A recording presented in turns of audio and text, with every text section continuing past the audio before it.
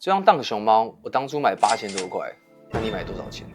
如果你这2年走进 Nike， 你会发现架上5颜6色的 Dunk 越来越多，而且你会发现走在路上、跑在操场里面，穿 Nike 的比例越来越少，取而代之更多的艾迪达、亚瑟士、New Balance。2025年 Nike 交出一张成绩单，可以发现营收下滑、库存爆炸、市占率下降。到底这2年发生什么事情，让以前呼风唤雨的 Nike 竟然会变成这个样子？难道那个人人都穿 Nike 的时代真的已经过了吗？我不要！尤其是 Dunk， 甚至不是人脚一双 Dunk， 更仔细一点来说，你还要花大钱来买 Dunk。当初一双原价4000多块，可能会涨到8000块、9000块，甚至脚越大越贵。不只是熊猫、海军蓝这种的溢价也是非常的夸张。这一双在1985年诞生的 Dunk， 它当初其实为了篮球运动而生。如果大家喜欢篮球的话，可以发现当初的 Dunk 在每个大专院校里面几乎都有配合他们学校颜色的一双 Dunk， 而这双就是由当初打造 Air Jordan 1经典神鞋的设计师 Peter Moore 研发的，所以你会发现它的外形跟 Air Jordan 1其实有点像，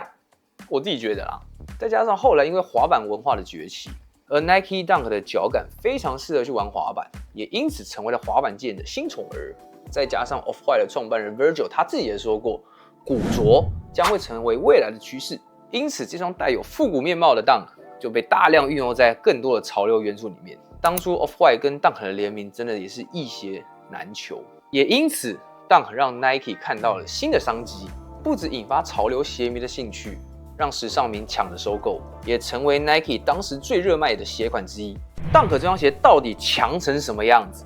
非常夸张，分析师估算它占到 Nike 销售的18%，差不多是58.5亿美金。58亿美金很多我可以买什么？好多哦。但同一批的分析师他们也预估了这个 Nike Dunk 在2年之后会大幅缩水。那我们现在来看，确实他们预估了成功啦。更尴尬的是 ，Nike 为了要把握当时的红利，开始推出了大量乱七八糟的配色。那个时候就发现带来的不是稳定的金流，而是消费者的审美疲乏。简单来说，你还是卖得掉，只是要用更残忍、更粗暴的方式才卖得掉。而这双当初炒到8、9千块以上的 Dunk 就没有这样的价值，甚至会比原价还要更便宜。机能品牌崛起，偷走了 Nike 的客群吗？当 Dunk、AJ1、Air Force 这种流行它逐渐退烧了之后 ，Nike 本来就应该要靠它原本的支线，就是所谓的运动机能产品来支撑。但是时代不一样 ，Nike 的股价下跌了30%，其他的机能品牌更多的像是 Asus、ON， 还有像是Salomon、始祖鸟等等，其实都在往上崛起当中，更不要说它的老对头艾迪达。尤其是这近几年吹起了一波机能鞋的风潮，也导致鞋迷们几乎想要入手一双，所以开始有很多的年轻人把机能鞋还有机能单品当做日常穿搭跟时尚潮流的其中一部分。那最有趣的其实像是 Hoka， 那个时候当初还有很多人以为那个念弯弯，但其实它是念欧内。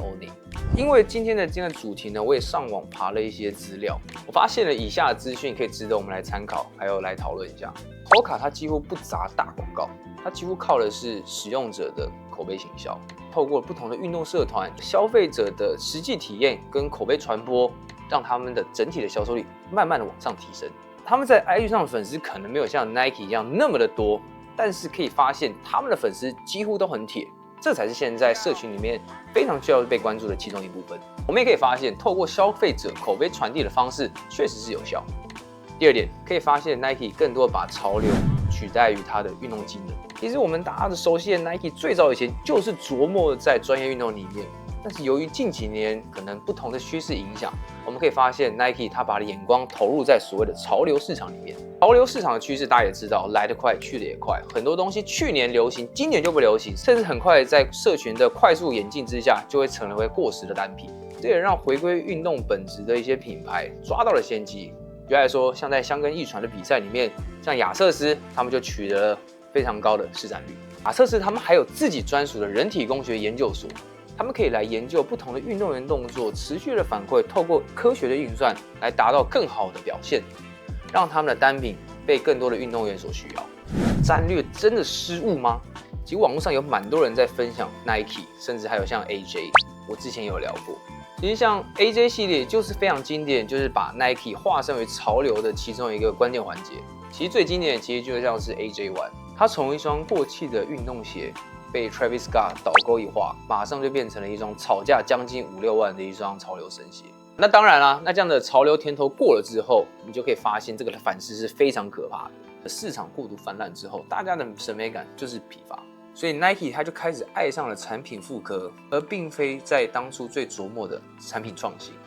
那可能还是有啦，只是相对比重上，比起以往，一定还是有一点点稍微失衡。专业性质的产品数量下降了之后，也让粉丝们感到有一点失望。那另外，其实还有在网络上有提到，像前 CEO 他很琢磨更激进的销售方式，举例来说电商，导致实体店的可得性降低，也影响了很多消费者线下的消费体验。过去的 Nike 在我心中代表就是很多不断是创新跟挑战。像我之前提到的 Air Jordan 11就是最好的代表，但现在的 Nike 感觉已经有点变得像是行销机器。当销售者的数据告诉 Nike 说这双鞋好卖， Nike 就会一股脑的往下去灌毒药，像是 Dunk 好卖，那这个时候 Nike 就一股脑的狂出不同的 Dunk， 导致现在市场有点太超过。或许大家喜欢的就是那个像领头羊的 Nike， 不管是在运动机能还是在潮流文化，那个才是我心中最厉害的 Nike。至于现在的这样的 Nike 有没有所谓的好或坏，我自己是觉得，希望有一天 Nike 还是能找回他自己的经营之道。举例来说，他们已经找来 Lisa， 相信这样的举动也有机会改朝换代。像是在2026年推出的 My 001系列，也算是在市场上有不错的声量，因为它是 Nike 近期来最创新、讨论度也非常高的一双鞋子，因此在各大潮鞋市场里面可以看到这双鞋也有不错的涨幅。那未来有没有机会推出更创新的鞋款？我相信这部棋绝对会给他非常好的建议。今天的内容参考了一些新闻网跟数据师的分析之外，也有一些结合我自己个人的想法。有一些想法跟观点或许比较主观一点，但确实也是我喜欢球鞋这么多年来的一点点小小心得。那我自己是很喜欢 Nike， 所以我也希望 Nike 能够再创巅峰。那如果大家你们也是喜欢 Nike 的朋友，或是对于 Nike 的走向有什么想法，也欢迎在下方跟我留言，我们一起来讨论。我是 Morris， 那今天莫名想聊，我们就来聊聊这双 Dunk。那我们下次见，拜拜。它占到 Nike 营收的14%，18%，很多将近58.5亿美金。58.5亿，对啊，58.5亿，刚是58亿点五，58亿点5，58哦，58亿点，哦 ，OK， 好，再。